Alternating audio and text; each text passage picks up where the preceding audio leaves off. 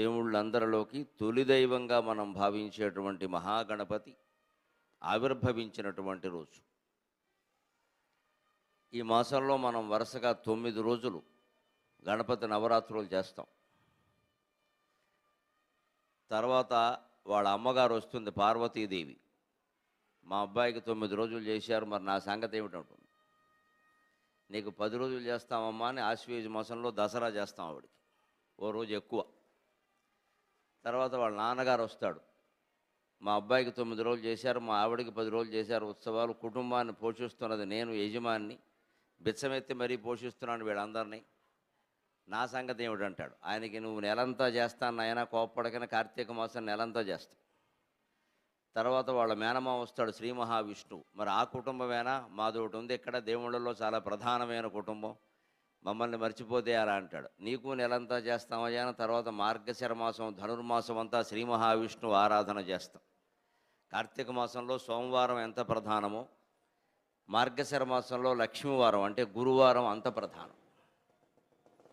ఈ ఆరాధన విధానాన్ని గమనించండి. వరుసగా ఈ 4 నెలలు వరుసగా వస్తున్నాయి. భాద్రపద మాసం, ఆశ్వీజ మాసం, కార్తీక మాసం, మార్గశిర మాసం.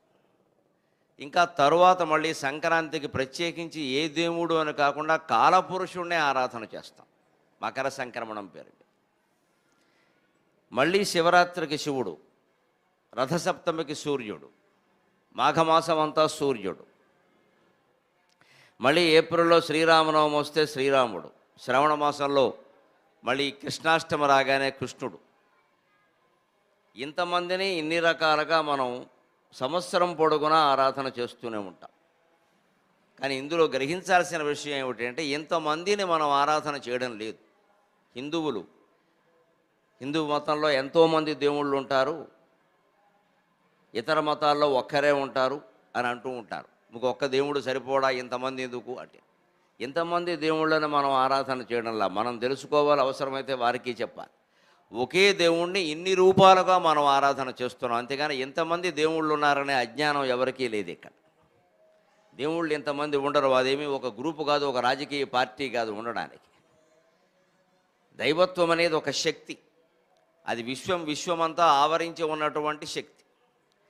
దాన్ని మనం ఆవాహన చేసుకోవడానికి మన శరీరంలో కూడా అదే శక్తి ఉంది. కాబట్టి మన శరీరంలో ఉన్నటువంటి ఆ దైవశక్తిని మనం ఆవాహన చేసుకోవడానికి, అంతిమంగా మనమే దైవస్వరూపం అని తెలుసుకోవడానికే మొత్తం హిందూ ఆరాధన అంతా తగిన మార్గాన్ని చూపిస్తుంది. అందుకని ఇన్ని రూపాల్లో భగవంతుడిని ఎందుకు ఆరాధన చేస్తున్నామంటే చెయ్యగా ఇన్ని రూపాలు దేవుడైనప్పుడు ఈ రూపం దేవుడు కాదా? ఈ రూపం అంటే నా రూపం కాదు, మీ రూపం కూడా. ఇన్ని రూపాలు దేవుడైనప్పుడు ఈ గణపతి ఆకారం, ఈ శివుని ఆకారం, ఈ విష్ణువు ఆకారం, ఈ కృష్ణుని ఆకారం, ఇంకా ఇతర అనేక రకాల దేవతా రూపాలన్నీ దేవుడు రూపాలైనప్పుడు ఈ కనిపిస్తున్న మానవ రూపాలు, సమస్తమైన పశుపక్షి రూపాలు దేవుడు కాకుండా ఎలా ఉంటాయి అని ఒకనాటికైనా ఆ సత్యాన్ని గ్రహించి మనిషి తాను దేవుడుగా గ్రహిస్తాడు. అంతవరకు ఈ ఆరాధన సాగుతూనే ఉంటుంది. అందుకని అహం బ్రహ్మాస్మి అంటారు వేదంలో. 4 వేదాలకి ప్రధానంగా 4 వాక్యాలు చెబుతారు. ప్రజ్ఞానం బ్రహ్మ, అయమాత్మ బ్రహ్మ, అహం బ్రహ్మాస్మి తత్వమసి అని. ఋగ్వేదానికి ప్రత్యేకగా ప్రజ్ఞానం బ్రహ్మ, యజుర్వేదానికి ప్రత్యేకగా అహం బ్రహ్మాస్మి, సామవేదానికి ప్రత్యేకగా తత్వమసి, అధర్వణ వేదానికి ప్రత్యేకగా అయమాత్మ బ్రహ్మ. ఈ 4 మహావాక్యాలు అంటారు వేద సంప్రదాయంలో. ఆ 4 అర్థాలు తెలుసుకోగలిగితే, దాన్ని అన్వయం చేసుకోగలిగితే 4 వేదాలు చదివినటువంటి జ్ఞానం పొందినట్టే లెక్క. అది పొందాలి అంటే అనేక రకాల రూపాలలో ఆరాధన చేస్తేనే ఒకనాటికైనా అర్థం అవుతుంది. ఇన్ని రూపాలు దేవుడైనప్పుడు నిర్జీవమైనటువంటి శిలా విగ్రహాలు కూడా దైవత్వాన్ని పొందుతున్నప్పుడు సజీవమైనటువంటి మనిషిని నేను దైవత్వాన్ని ఎందుకు పొందలేను అని గ్రహించి మనిషి దేవుడయ్యే ప్రయత్నం చేస్తాడు. అందుకోసం హిందూ మతంలో అనేక రకాల పండుగలు ఉంటాయి. అన్ని రకాల దేవుణ్ణి అనేక రూపాల్లో మనం ఆరాధన చేస్తాం.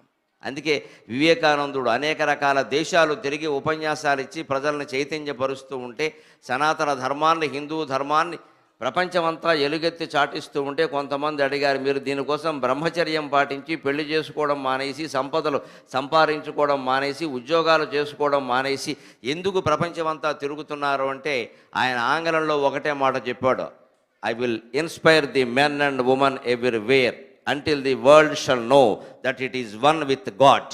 ఈ ప్రపంచంలో మానవులందరూ తాము దైవస్వరూపులమే అని గ్రహించే వరకు ఈ మానవుడు ప్రపంచమంతా తిరుగుతూనే ఉంటాడు, ప్రచారం చేస్తూనే ఉంటాడు అన్నాడు. అది మానవ ధర్మం, అది హిందూ ధర్మం. ఆ మనలో ఉన్నటువంటి భగవంతుడిని గుర్తించడానికి ఈ వినాయక చవితి పూజ, ఈ వినాయక వ్రత కల్పం, ఈ వినాయక వ్రత కథ ఏ రకంగా ఉపయోగపడతాయో మనం ఇప్పుడు తెలుసుకునేటువంటి ప్రయత్నం చేద్దాం. ప్రవచనం అనే మాటకు అర్థం ప్రకృష్టం వచనం, అంటే మామూలు మాటల కంటే ఉన్నతమైన మాట చెప్పాలి తప్ప ఈ కొబ్బరికాయ కొడితే ఈ ఫలితం వస్తుంది, ఈ దీపం పెడితే ఈ ఫలితం వస్తుంది, ఈ స్నానం చేస్తే ఈ ఫలితం వస్తుంది, ఇవి పురోహితులు చెప్పే మాటలు, ప్రవచనకర్తలు చెప్పే మాటలు కావు. వ్రతం చేయించే పురోహితులు, అర్చకులు, వారి విధానాలు వేరు, మా విధానం వేరు. అందులో ఉండే జ్ఞానాన్ని, తత్వాన్ని చెప్పాలి తప్ప దీని ఫలితాలు చెప్పడం మొదలు పెడితే ఆ ఫలితాల కోసమే వస్తారు జనం. ఎవరికి జ్ఞానం అక్కర్లా. జ్ఞానం వల్ల ఏమొస్తుందండి? జ్ఞానం వల్ల కూడా ఫలితం ఏదన్నా కావాలంటాడు. జ్ఞానమే గొప్ప ఫలం, అంతకంటే ఏముండదు. మీరు విష్ణు సహస్రం చదివితే విష్ణు సహస్రం వెనకాల, లలితా సహస్రం వెనకాల, అన్నిటికీ వెనకాల ఫలశ్రుతి అని ఉంటుంది. ఏమిటి ఫలశ్రుతి? సంస్కృతంలో చాలా గొప్ప వాక్యాలు అర్థం కావాలంటే తిరగేయాలి. ఫలశ్రుతి అంటే అర్థం కాదు, శృతి ఫలం అంటే అర్థం అవుతుంది. శృతి ఫలం అంటే శృతిరేవ ఫలం, వినడమే ఫలం, ఇంక వేరే ఫలమే అక్కర్లేదు దానికి. వినడం వల్ల కలిగేటువంటి జ్ఞానమే ఫలం. అంతేగాని ఇది వింటే పిల్లలు పుడతారు, 125 కోట్ల మంది ఆ దేశంలో పుట్టారు, 55 లక్షల మంది ఇక్కడ ఉన్నారు, ఇంకా పుట్టకపోతే వచ్చే నష్టమేం లేదు. దాని గురించి, వాళ్ళ ఉద్యోగాల గురించి, వాళ్ళ చదువుల గురించి, వాళ్ళ ర్యాంకుల గురించి, మన సంసారాల మధ్యలో ఉండే విభేదాల గురించి, సర్దుబాటు గురించి, మన సంసారాన్ని సర్దుబాటు చేయాల్సిన అవసరం దేవుడికే ఉంది, ఆయనకి ఉంది సంసారం. పైగా మనకు ఒక్కళ్ళే, ఆయనకి 2 ఉన్నారు. ఆయన ఇబ్బందులు ఆయనకున్న దానికోసం కాదు, మనం తాత్వికంగా పొందవలసిన జ్ఞానాన్ని పొందితే సాంసారిక సమస్యలు సహా, పిల్లల సమస్యలు సహా అన్నింటికీ పరిష్కారాలు దొరికితే దానికి విఘ్నాధిపతిని ప్రారంభంగా మనం ప్రార్థన చేద్దాం. ఎవ్వని యానచే ధరణినెంతటి విఘ్నములైన వ్రేల్మిడిన్ గవ్వలవోలెరాలిపడు. ఎవ్వని యానచే ధరణినెంతటి విఘ్నములైన వ్రేల్మిడిన్ గవ్వలవోలెరాలిపడు. గంటము కూలిన వేళ దంతమున్ చిభునలాగి భారతమశేషము వ్రాసెనెవండు. గంటము కూలిన వేళ దంతమున్ చిభునలాగి భారతమశేషము వ్రాసెనెవండు. గౌరికిన్ నవ్వుల పంట ఎవ్వడు, గౌరికిన్ నవ్వుల పంట ఎవ్వడు, వినాయకుడెవ్వడు వాని మృక్కెదన్. వినాయకుడు తలుచుకుంటే ఎటువంటి విఘ్నాలైనా గవ్వలు రాలిపోయినట్టు రాలిపోతాయి అన్నారు. గవ్వలు చాలా తేలిగ్గా ఉంటాయి. అష్టాచెమ్మ ఆడినా, వైకుంఠపాళి ఆడినా, పందెం వేయడానికి గవ్వలు ఉపయోగిస్తారు. గవ్వలు గలగల్లాడుతూ ఉంటాయి, తేలిగ్గా ఉంటాయి. ఆ గవ్వలు చేతుల్లోంచి రాలిపోవడం చాలా తేలిక. ఆ రకంగా విఘ్నాలు రాలిపోతాయి. అందుకే విఘ్నేశ్వరుడి పక్కన 2 భార్యల్ని పెడతారు. నిజానికి వినాయకుడు బ్రహ్మచారి, ఆయనకి పెళ్లి కాలేదు, ఆయన బ్రహ్మచారి. శంకరాచార్య స్వామి చాలా స్పష్టంగా సౌందర్యలహరిలో పార్వతీదేవి పాల మహిమ ఎటువంటిదోనయ్యా, ఆ పాలు సేవించినటువంటి నువ్వు ఇప్పటికీ బ్రహ్మచర్యంతోనే ఉండగలుగుతున్నావు అని కీర్తించారు. కుమారావద్యాపి ద్విరదవదన క్రౌంచదళనవు అంటారు ఆచార్య స్వామి. వినాయకుడు బ్రహ్మచారి, ఆయనకి పెళ్లి కాలేదు. మరి సిద్ధి బుద్ధి ఏమిటండి? ఇటుపక్క సిద్ధి, ఇటుపక్క బుద్ధి ఉంటాయి, గమనించండి. మధ్యలో విఘ్నేశ్వరుడు ఉంటాడు. మనం ఏ పని కావాలన్నా బుద్ధితో ప్రయత్నం చెయ్యాలి. మన బుద్ధి శక్తులన్నీ వినియోగించాలి, తెలివితేటలన్నీ వినియోగించాలి, టాలెంట్, ప్రజ్ఞ, ప్రతిభ అంతా వినియోగం చెయ్యాలి. అప్పుడు తప్పనిసరిగా కార్యము సిద్ధిస్తుంది. అందుకే సిద్ధి బుద్ధి ఆయన అధీనంలో ఉండాలి. సిద్ధి బుద్ధి ఎవరి అధీనంలో ఉంటుందో సిద్ధి వారి అధీనంలో ఉంటుంది. మన బుద్ధిని మనం అదుపులో పెట్టుకోగలిగితే మనం సిద్ధి పొందుతాం. ఇది వినాయక విగ్రహ తత్వం. ఆ పైన మధ్యలో ఆయన విఘ్నేశ్వరుడుగా ఉంటాడు. అనేక రకాల ఆటంకాలు ఉంటాయి. అన్ని ఆటంకాలని ఆయన్ని ముఖం చూడడం ద్వారా మనం ఎదుర్కోవచ్చు. ఆయనకి శిరస్సే లేకుండా పోయింది చిన్నతనంలో పుట్టిన వెంటనే. పైగా శిరస్సు ఖండించిన వాడు ఎవరండి? కన్న తండ్రి. మరీ ఘోరం. కొన్ని బయట వారు ఎవరైనా ఉగ్రవాదులు ఏమైనా చేస్తే అయ్యో అని సంతాపం పాటించి ఏదో బాష్పగుచ్చం ఇచ్చి అక్కడ ఏర్పాటు చేస్తాం. లేదు, ఆయన శిరస్సు తీసేసిన వాడు స్వయంగా కన్న తండ్రి. ఎవరైనా ఏ తండ్రి అయినా చేస్తాడా ఈ పని? అందున శివుడు ఎందుకు చేశాడు? కథలో ఉండే తత్వం తెలుసుకోకపోతే పిచ్చి కథల కింద మిగిలిపోతాయి ఇవన్నీ. ముందు పుట్టుకతోటే ఆయన శిరస్సు ఎగిరిపోయే ప్రమాదం వచ్చినా ఆ విఘ్నాన్ని ఆయన ఎదుర్కొని గజ శిరస్సును ఏర్పాటు చేసుకోగలిగాడు.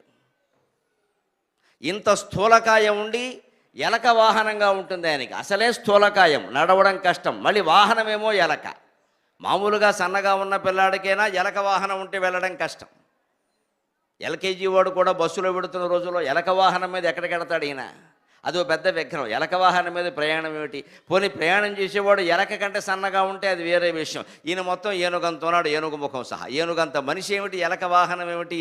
ఇది ఇది ఇది ఆటంకం కాదా? పైగా ఉండ్రాళ్ళు ఆహారం మనం చాలా గొప్పగా నైవేద్యం పెడతాం.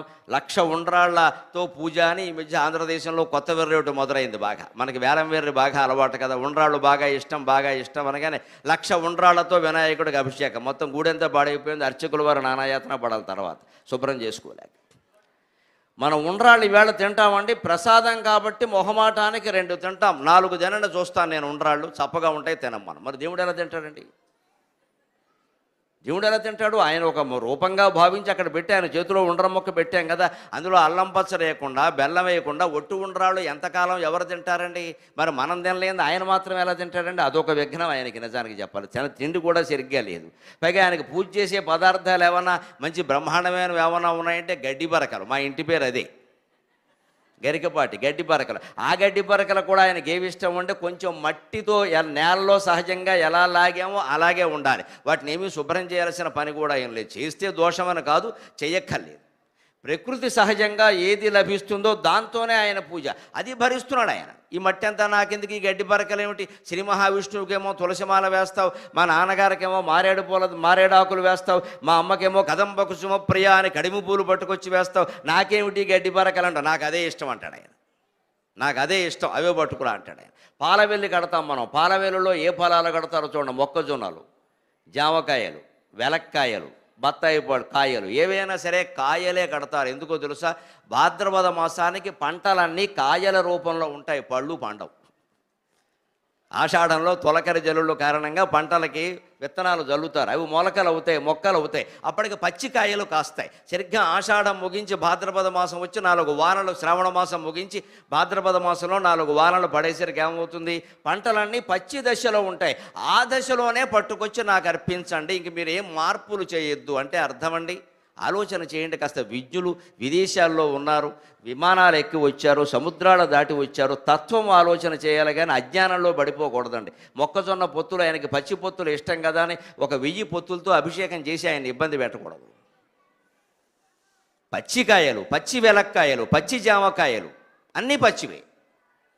అంటే ప్రకృతి ఎలా ఉంటే అలా మీరు ఆస్వాదించండి, దాన్ని అలాగే ప్రేమించండి, పూజించండి, ఆరాధించండి. మీ జీవితం కూడా అంతే, ఎలా ఉంటే అలా ప్రేమించండి. అంతకంటే ఎక్కువగా దేన్ని కోరుకోకండి. అది దైవత్వం అంటే. ఉన్నదాంతో ఆనందంగా ఉండమే దైవత్వం. అది పచ్చిగా ఉంటే పచ్చే, పండుగా ఉంటే పండే, కాయగా ఉంటే కాయ, ఏదైనా సరే as it is, accept as it is, అది దైవత్వం.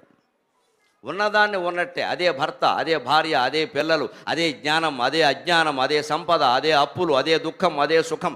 ఏ మార్పు కోరుకోకుండా నేను నీకోసం ఉన్నాను భగవంతుడా అనగలిగితే అది మార్పు, అది జీవితం, అది దైవత్వం.